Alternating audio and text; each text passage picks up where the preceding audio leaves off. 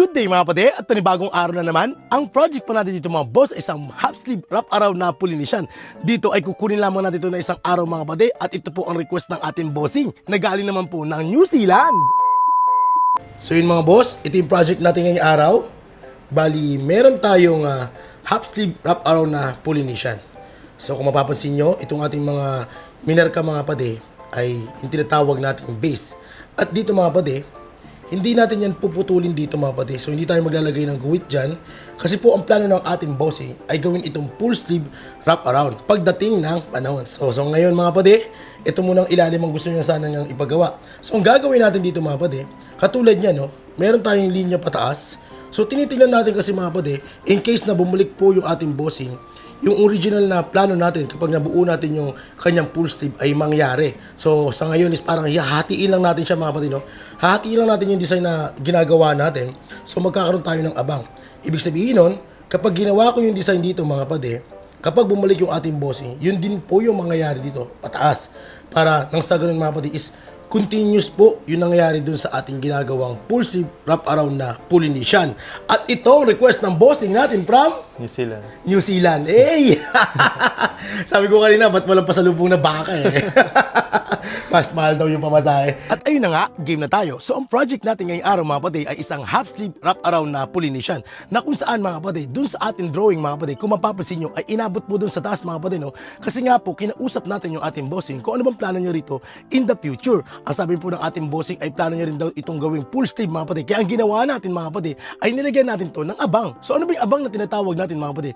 Dito mga kapatid, kung sakasakali po na gusto na po ng ating bossing padugtungan po yung kanyang Polynesian na pinagawa pagdating ng panahon mga kapatid, ay dito yung madali natin itong masusundan. Gawa nga po yung ginawa natin mga kapatid ay hindi natin pinutol. Kumbaga putol siya mga kapatid pero wala po siyang guhit na makapal doon sa ibabaw na kung saan mga kapatid, kung sakasakaling nilagyan natin yun at pinadugtungan, syempre obvious po yun mga kapatid, kitang-kita po yung pagkaputol ng ating Polynesian. So hindi na siya magiging continuous tignan. Kaya ang ginawa natin mga kapatid ay ito na nga po, nilagyan natin siya ng abang na kung saan mukha siyang putol talaga mga kapatid pero malinis naman po. So ito po yung ginagawa natin diskarte mga kapatid. Kung sakasakali naman po na alam na natin na pagdating ng panahon ay dudugtungan po ito ng ating bossing na sa ganun po ay maganda po yung kalalabasan pagdating ng panahon. So yung mga kapatid, tapos na yung ating base.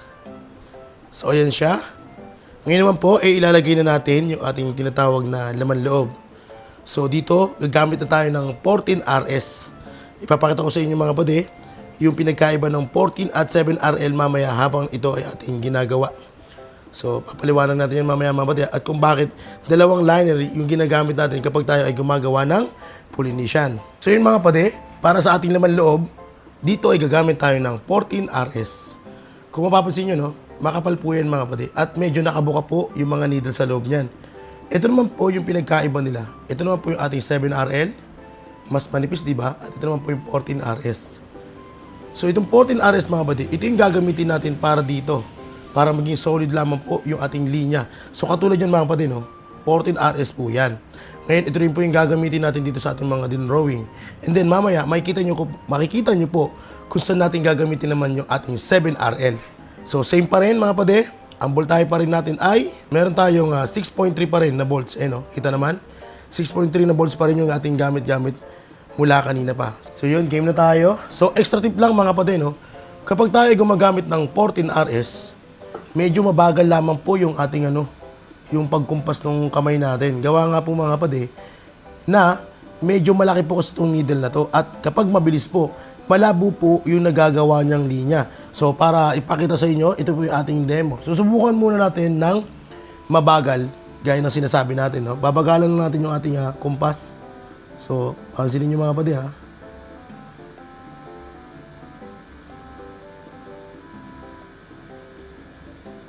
See? Mabagal po yun. At anong resulta? Solid na linya. Ngayon naman mga kapatid, susubukan ko naman po kumumpas ng mas mabilis.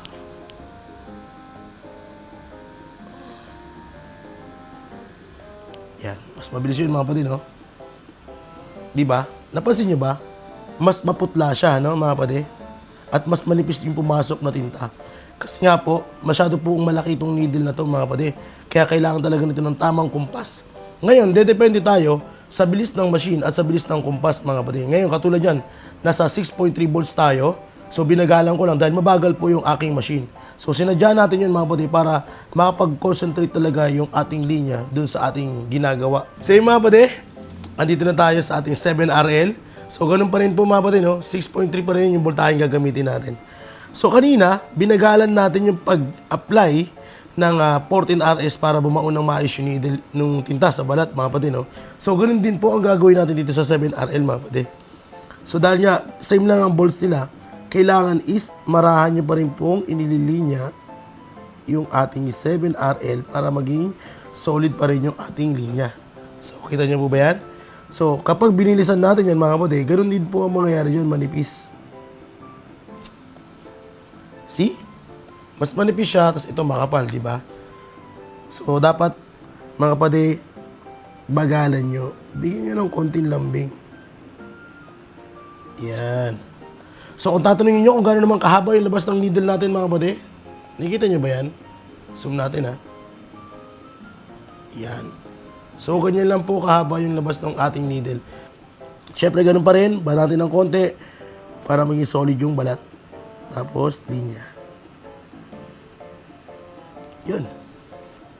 All goods. So ayan mga kapatid, sana po ay nakatulong po itong ating simpleng tip, lalo na sa ating mga kaibigan na nagsisimula pa lang sa pagtatato. Ito pong aking mga binahaging diskarte o technique mga kapatid ay base lamang po sa aking experience at pamamaraan. So bawat artist po talaga mga kapatid ay may kanya-kanyang diskarte kung sakasakaling sila po ay gumagawa ng mga ganitong klase ng pyesa. At pagdating naman po sa karayan mga kapatid ay hindi naman po lahat ay gumagamit ng 14RS. Ang iba rito ay gumagamit lang po ng 9RL o kaya 9RS o kaya 7RL mga kapatid. Depende po yan doon po sa artist na gagawa po mga kapatid. At kanya-kanya rin po ng diskarte sa paggawa naman po o sa pag-create ng Polynesian. Kaya para naman po sa ating mga kaibigan dyan na nagbabalak magpatato, ay i-check nyo lamang po yung portfolio ng mga napipili nyong artist pag-usapang Polynesian na mga kapatid. No? So kayo na po yung bahala dyan.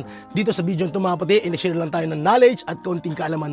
Lalo na dito sa ating mga kaibigan na nagsisimula pa lang sa pagtatato at ganoon na rin po doon sa ating mga kaibigan na nagbabalak magpatato. So ito pala ating finished product mga boss at total of 9 hours. O diba? Grabe ang tibay ng ating bossing.